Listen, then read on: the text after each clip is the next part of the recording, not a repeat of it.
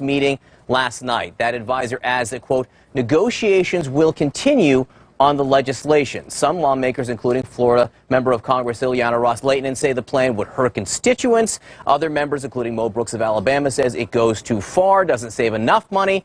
Here to discuss, Adam Brandon, CEO of Freedom Works, a conservative group which is holding a rally against the legislation today in Washington.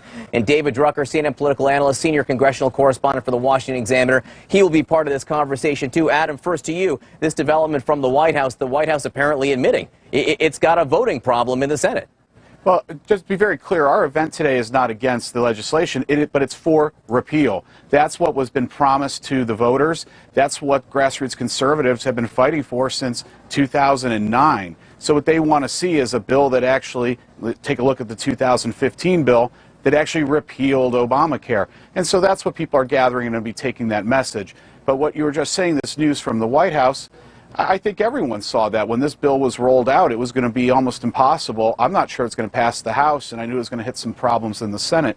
That's why I've been advocating go back to what Republicans were only 5 Republicans in 2015 voted against full repeal. So why don't we just use that as the default position and go back to that?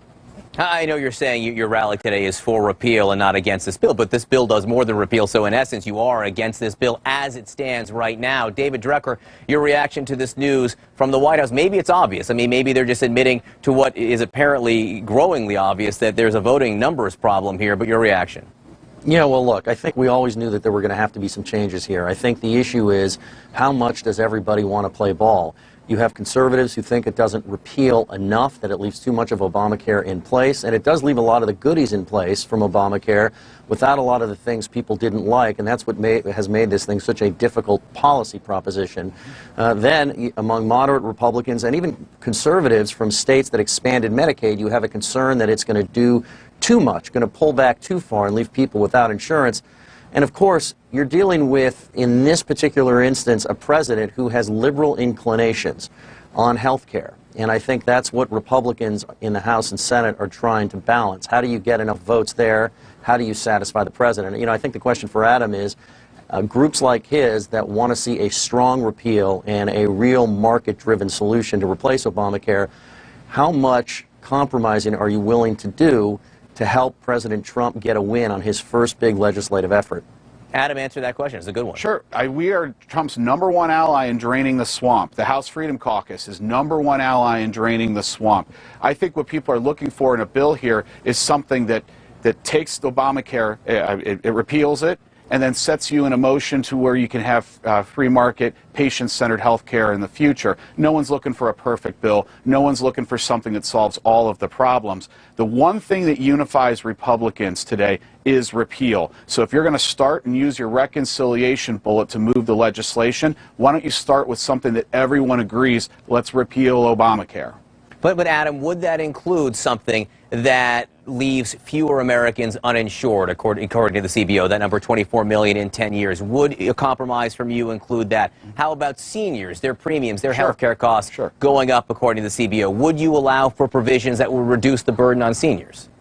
Well, I think what you need, if you try and take care of everything at once, a repeal, replace in the exact same piece of legislation, then we get stuck in some of that type of conversation, where I think it's a lot cleaner to say just repeal it. And then I think Senator Rand Paul has got a very good bill out there that starts to address those issues. The repeal that the Republicans passed in 2015 had a 2-year window where you could figure out specific pieces of legislation to take care of specific problems if there is a population that is going to be underserved in the market. But first you take care of Obamacare, you make sure that the mandates, you make sure that the regulations are all done and gone, we clean the slate, and you start over with a new patient-centered plan. I love what Senator Rand Paul is putting as the replacement. So first repeal it, then we could figure out the solutions to the problem. Well, the Rand Paul plan is not the House plan right now, nor is it the White House plan right now. And David Drucker, it's interesting because yesterday you had Chris Ruddy, who's a close friend, runs Newsmax, a close friend of President Trump, saying that President Trump should abandon the Ryan plan. And just a few minutes ago, we had Jeffrey Lord on this show. And you know Jeffrey is a political commentator, but a political commentator that the president listens to and reads quite frequently. And Jeffrey said, you know what, maybe it's time to abandon as well. So do you see Trump supporters now running from this?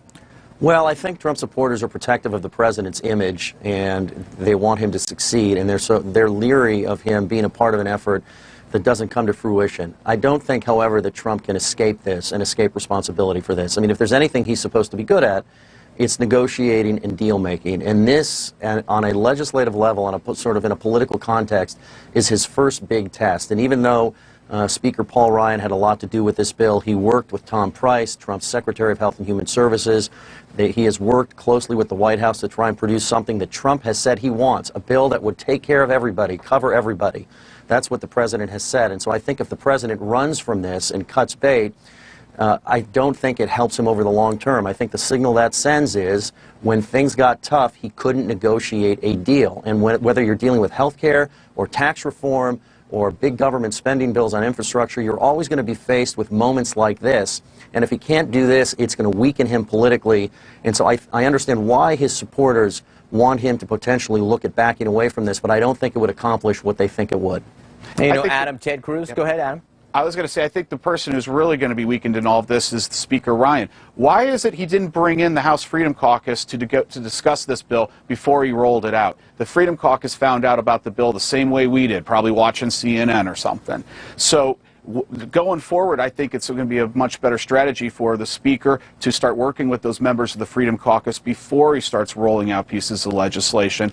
And I think Trump right now is giving a little deference to Speaker Ryan to say, okay, you move this in the House. And I think going forward, what you're going to see is a stronger relationship between the Freedom Caucus and the White House directly to avoid this type of problem in the future.